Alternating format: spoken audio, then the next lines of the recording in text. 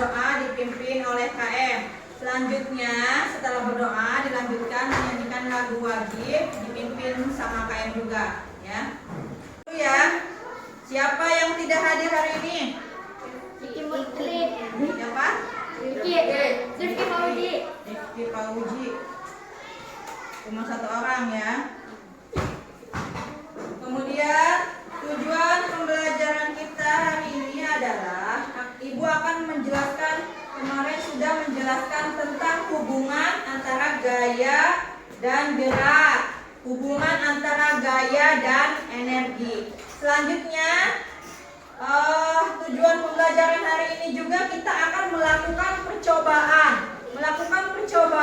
untuk mengetahui bahwa untuk mengetahui atau menyelidiki hubungan antara gaya dan gerak. Ya, Ibu di sini membawa sebuah bola. Nanti kalian akan mengetahui seperti apa gaya dan gerak ini dengan bola.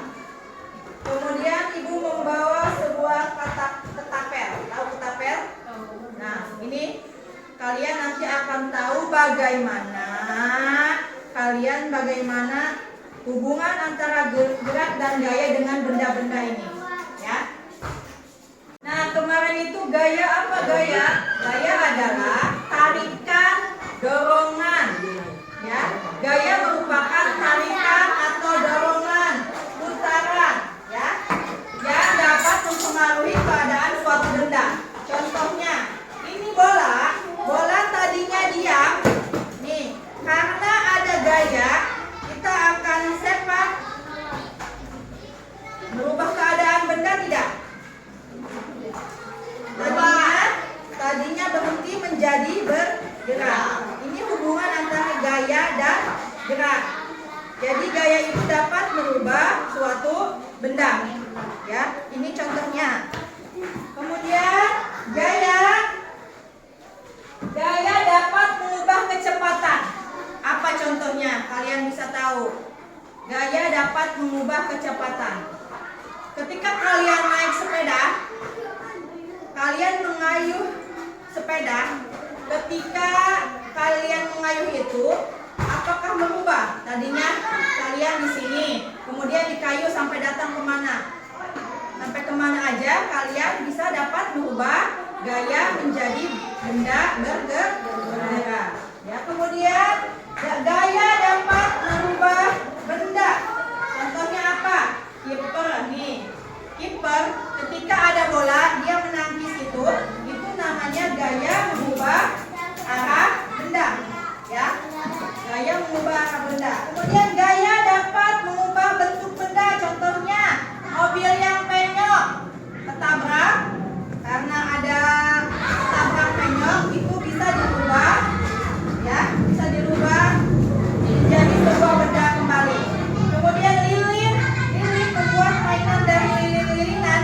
Tadinya lilin itu bentuknya biasa, bisa dirubah menjadi boneka.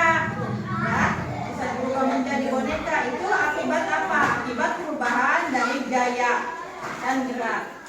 Jadi gerak yang terjadi pada benda itu diperoleh atau dipengaruhi oleh gaya yang diterima. Artinya benda bergerak jika diberikan gaya, ya, dapat mempengaruhi gerak. Misalnya ada gaya otot, ya.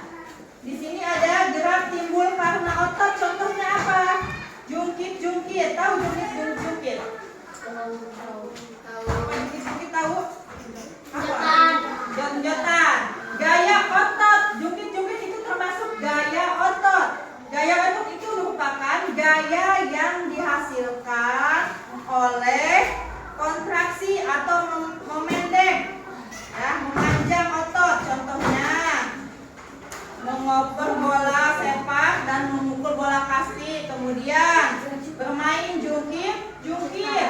Apalagi nih, Agustusan itu main apa? Tarik tambang itu menggunakan gaya otot, ya, mengerti?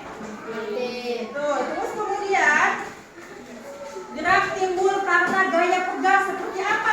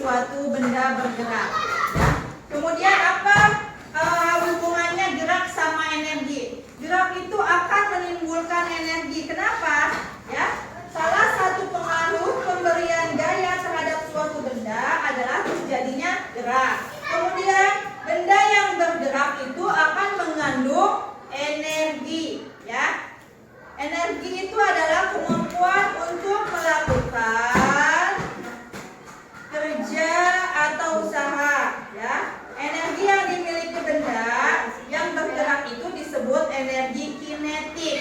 Ya, energi kinetik. Jadi semakin besar gaya yang diberikan, maka semakin besar energi yang ditimbulkan. Ya. Jadi dapat Ibu simpulkan bahwa energi itu ada pengaruh antara gaya, gerak, dan energi. Gaya akan mempengaruhi suatu energi, dan gaya juga dan gerak juga mempengaruhi suatu energi. Ya, mungkin nanti Ibu kasih latihan kembali seperti kemarin. Setelah latihan nanti baru Ibu evaluasi. Ya, sekarang Ibu kasih latihan 5 soal, kalian isi. Ya, nanti serahkan ke Ibu. Setelah kita belajar hubungan antara gaya, gerak, dan energi, dapat kita simpulkan bahwa ada hubungan antara gaya, gerak, dan energi. Jadi pembelajaran hari ini kita tutup. Kurang lebihnya mohon maaf. Wabillahi taufiq wal hidayah. Kita tutup dengan membaca hamdalah. Alhamdulillah. Terima kasih semuanya. Assalamualaikum warahmatullahi wabarakatuh.